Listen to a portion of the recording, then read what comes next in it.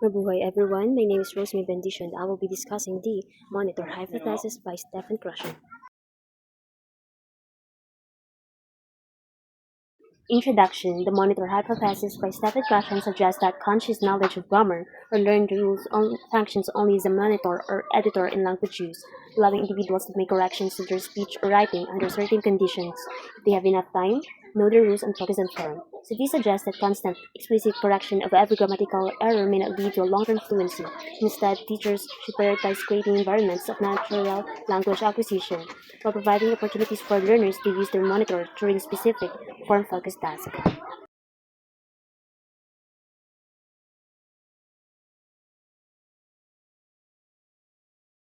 Acquisition versus learning. Acquisition is what makes you speak, and learning is what lets you correct what you have spoken, provided you to meet the three conditions, which are time, focus on form, and knowing the rule.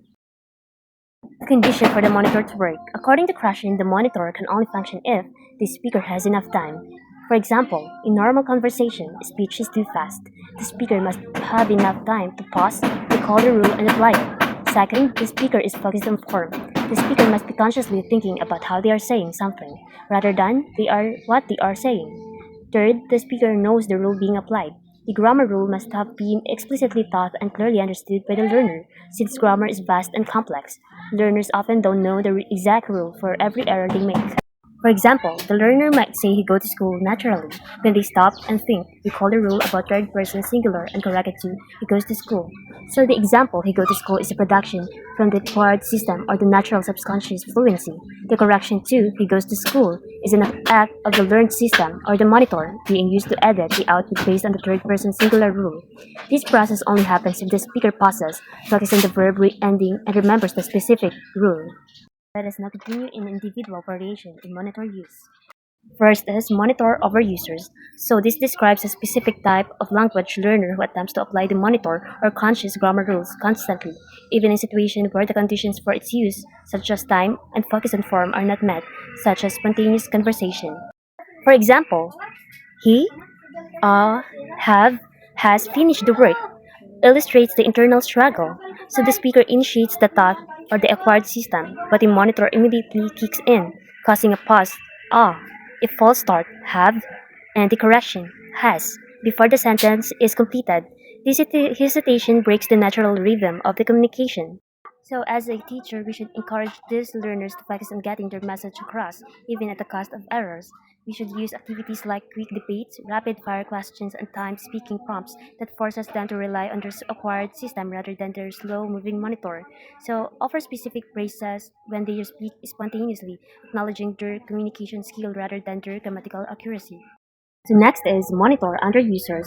So this refers to learners who either haven't learned many conscious grammar rules or more commonly choose not to use them even when they have the time to do so.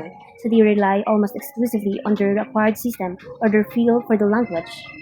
For example, if a monitor under user says, I go to market yesterday, they are communicating the main idea clearly. They are relying on the simple structure they acquired. They might know the rule for the simple past tense, but in the heat of speaking, they ignore the monitor's guidance and prioritize moving the conversation forward. As a teacher, if you have a student who is under the monitor under users, don't just lecture a grammar. Use tasks where accuracy is clearly important for the meaning to shift their focuses.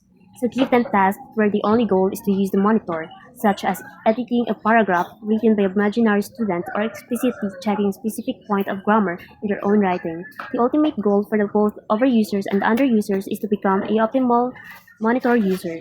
Someone who knows when to prioritize fluency or the acquisition and when to prioritize accuracy or the learning or the and monitor. Lastly is optimal monitor user. So these are performers who use their conscious grammar knowledge or the monitor only when it is appropriate and does not interfere with communication. In ordinary conversation which requires fluency, they rely on their natural subconscious language ability or acquisition and switch the monitor off to prevent hesitation. In writing and planned speech, where accuracy is required, they turn the monitor on since they have time and specific focus on form. They can make corrections to raise the accuracy of their output.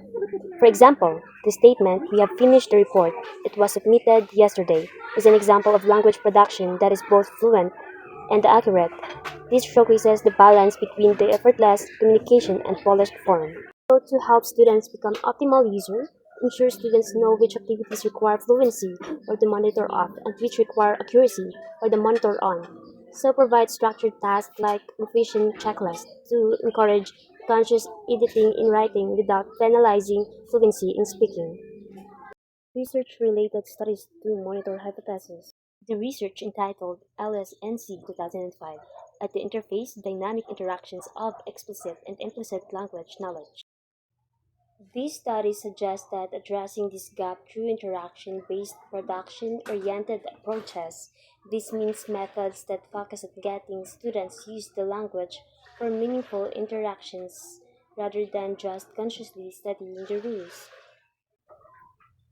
The advanced EFL learners often have excellent conscious knowledge, but still show a gap in their language production's competence. So the result, they have difficulty with structures that require spontaneous, fast, and automatic use. The study suggests that addressing this gap through interaction-based, production-oriented approaches, this means methods that focus on getting students to use the language for meaningful interaction, rather than just consciously studying the rules. This finding strongly supports Krashen's view. The learning or the monitor is not acquisition or fluency. Advanced learners knows the rules of English questions or high monitor knowledge, but their inability to produce them correctly under real-time pressures shows that the monitor is too slow and too limited for spontaneous speech. This struggle proves that fluency and implicit accuracy can only be gained through subconscious language acquisition, which happens by focusing on meaningful interactions and not just studying grammar. In conclusion, the monitor hypothesis supports the idea that meaningful communication and exposure to language and context are more effective for developing fluency than focusing solely on grammar correction and explicit instruction. Let us now proceed to the next topic, which is the input hypothesis. The input hypothesis is a theory by Stephen Krashen that proposes second language acquisition happens when learners understand messages that are slightly more advanced than their current level, known as I, that symbolize the learner's current level of acquired competence, plus 1I, the next stage of language structures that the learner is ready to acquire, and I plus 1, the input must be just slightly beyond the learner's current level.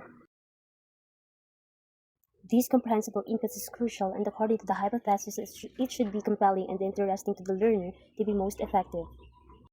Statement of the hypothesis: humans acquire language in only one way, by understanding messages or by receiving comprehensible input that is slightly beyond their current level of competence, I plus 1.